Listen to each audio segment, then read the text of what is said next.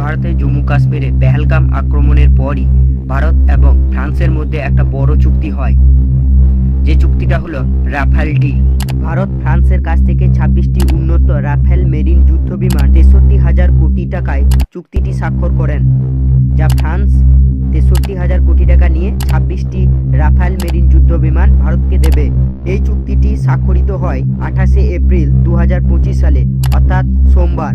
এই চুক্তিটি ফরাসি প্রতিরক্ষা প্রধান ড্যাসল্ট এভিয়েশন চেয়ারম্যান ও সিও এরিক ট্র্যাপিয়ারের এবং ভারত প্রতিরক্ষা সচিব আর.কে. সিং এবং ভারতীয় নৌবাহিনীর ভাইস অ্যাডমিরাল কে স্বামীনাথনের মধ্যে ভারতীয় প্রতিরক্ষা মন্ত্রী রাজনাথ সিংও উপস্থিত ছিলেন। আপনাদের মনে প্রশ্ন আসবে, ড্যাসল্ট এভিয়েশন কি?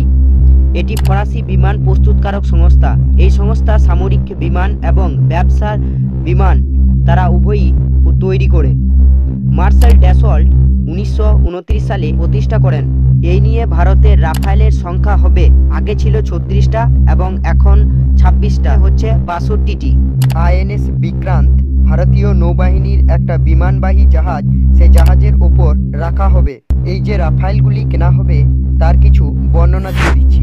দৈর্ঘ্য হচ্ছে 15.27 মিটার, প্রস্থ হচ্ছে 10.80 মিটার, উচ্চতা হচ্ছে 5.38 মিটার, ওজন হচ্ছে 10,600 কিলোগ্রাম, গতি হচ্ছে 12 কিমি পার ঘন্টা, পরিসীমা হচ্ছে 3,700 কিলোমিটার, উড্ডয়ন ক্ষমতা অর্থাৎ কত দূর পর্যন্ত উঁচুতে উঠতে পারে 50,000 ফুট।